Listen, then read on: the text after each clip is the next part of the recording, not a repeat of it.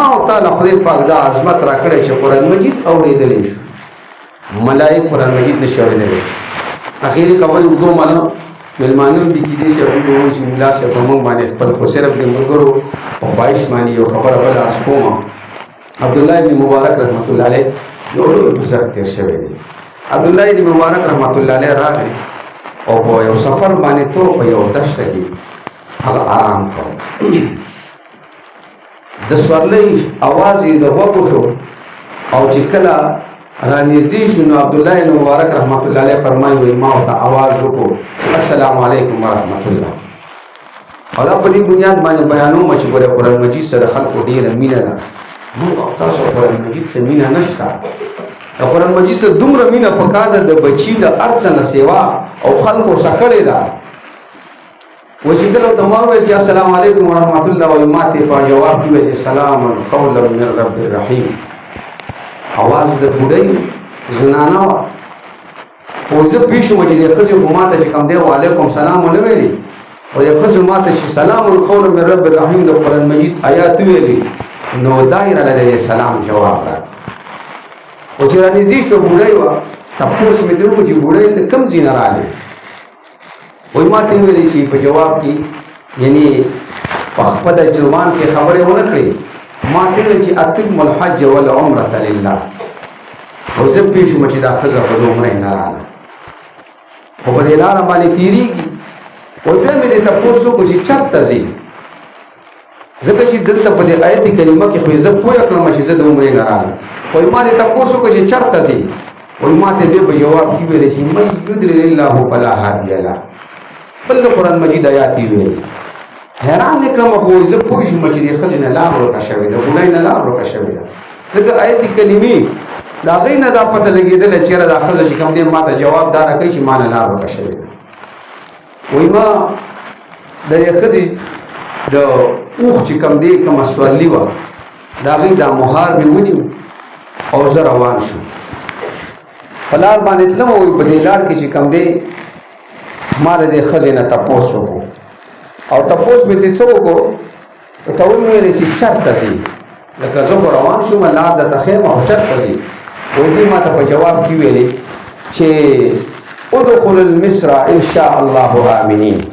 د قرآن مجید بل آیات یې ویلي زه پوه شوم چې دا مصر ته ځي ښار ته ځي کلي ته ځي لار ته ورکه شوې ده. وایي چې د کلي طرف ته روان شوم د ښار طرف ته روان شوم وایي په دې لاره کې مې دې تپوس وکړو چې څه حالت دی د لوی سفر بوډۍ وه د مور په ځای وه خاوند دې شته نشته دی. وایي دې ما ته بیا د قرآن مجید آیات ویلي چې لا تخف ما ليس لك به علم ان السمع والبصر والفؤاد كل اولئك كان عنه مسؤولا. د آیت کریمې دا مقصد و چې لکه زه په دې باندې پوه کړم چې ما ته دا ویلي چې دې باره کې ما څه مه کړېږه یعنې ما څه خبرې مه کوه دې باره کې لکه خلک وایي ځینې وخت که نه یو ځینې تپوس یې وکړه لکه وایي دې باره کې بس ما نه تپوس مه کوه. اوس زه په دې باندې پوه شوم چې دې دا خوښوي چې یاره ما نه دې باره کې تپوس مه کوه بس دا خبره پرېږده. وایي ما پرېښودله خو چې کله زه داسې څه ځای ته ورسېدم نو وایي ما بیا د دې نه دغه وکړو د ځان سمې چې کوم دې څه اشعار ویلي او چې هغه اشعار مې ویلي نو ما ته دې په دې جواب کې بیا ویلي چې فقرؤ ما تیسر من القرآن. یعنی مطلب دا دی چې قرآن مجید لولا چې کوم درته اسان یو کوم ځای ویلی شي او کوم درځي هغه وایه د اشعارو په ځای باندې. وایي ما چې کوم دی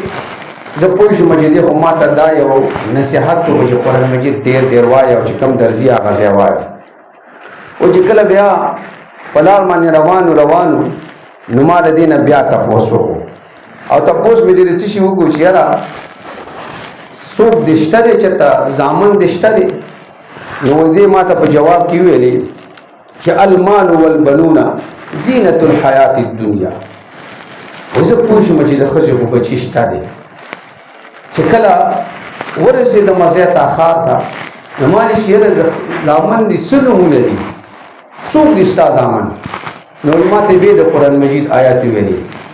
چې ابراهیم او اسماعیل او اسحاق. زه پوه شوم چې یاره د ښځې خو یو مشر زوی ابراهیم دی او دویم اسماعیل دی او دریم اسحاق. وای ما د تاسو کو هغه خلک رال دا درې وانه ځامن را حاضر شو دا مور ته ډیره زیاته ګران او چې کله ځامن یې څنګه رال نو وای دې ځامنو ته د خځې بیا د قرآن مجید آیات ویلي او ویلي چې ويطعمون الطعام على حبه مسکینا یعنی دا آیت بیا ویلي خو بس هغه ځامن په خبره باندې پوه شو د قرآن مجید په آیت باندې چې موږ ته دا وایي چې سفر هم کړی دی ډوډۍ هم نه ده خوړلې لاړو ځامنو چې کوم دی بس خوراک راوړو طعام یې تیار کړ دسترخوان یې واچو وایي ما انکار وکړو چې زه خو ډوډۍ نه خورم وایي ما ته بیا په جواب کې ویلي قرآن مجید آیات یې وایي چې انما نطعمکم لوجه الله د الله د رضا لپاره لږ وخوره زه پوه شوم چې د قرآن مجید په آیات باندې چې د دې ښځې نه مقصد دی د دې بوډۍ چې یاره د الله د رضا لپاره لږه شانه خوراکه وکړه وایي ما خوراک وکړو څه ناڅه مې ډوډۍ وخوړله نو بیا مې د دې نه اجازت واخیست ورته ومې چې ما ته اجازت وکړه چې زه واپس لاړ شم خپل ځای ته نو وایي ده ما ته په جواب کې بیا ویلي چې ان هذا کان لکم جزاء وکان سعیکم مشکورا د قرآن مجید آیات ویلي شکریه ادا کړله او ویل چې الله تعالی دې تعالی دې اجر درکړي وایي ما دې ځامن نه تپوس وکړو چې دې بوډۍ سره ما ډېر سفر وکړ یو ځای خو دې بوډۍ خو چې کوم دی ما اوسه چې څومره خبرې کړي ما ته یو لفظ بل نه دی ویلی بغیر د قرآن مجید د آیات نه وایي ځامن یې ما ته په جواب کې وویل چې دا خو د قرآن مجید حافظه ده د احادیثو محافظه ده او ستاسو خو یې لږ سفر وشو خو 20 کاله وشو چې په 20 کاله کې د دې د خولې نه موږ د قرآن مجید د لفظ نه غیر بل څه نه دي اورېدلي او چې څوک څه خبره کوي دا ولا جواب د قرآن مجید په آیات باندې ورکوي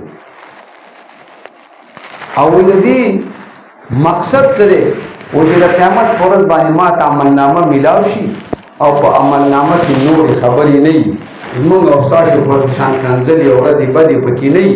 غیبت او دروغ پکې نه وي او ټول پکې قرآن مجید لیکلی شوی صرف په دې غرض باندې قرآن مجید څخه ډېر محبت کړی چې یو سړی دې مقام ته رسي چې جواب د قرآن مجید په آیات باندې ورکوي تاسو وایي هغه به د قرآن مجید سره څومره محبت کړي هغه به د قرآن مجید باندې څومره خواري کړي او د دې نه دا پته لګي چې چا د قرآن مجید سره محبت وکړو او چا په قرآن مجید باندې خواري وکړه دا یاد ساتئ قرآن مجید ډېر وفادار کتاب دی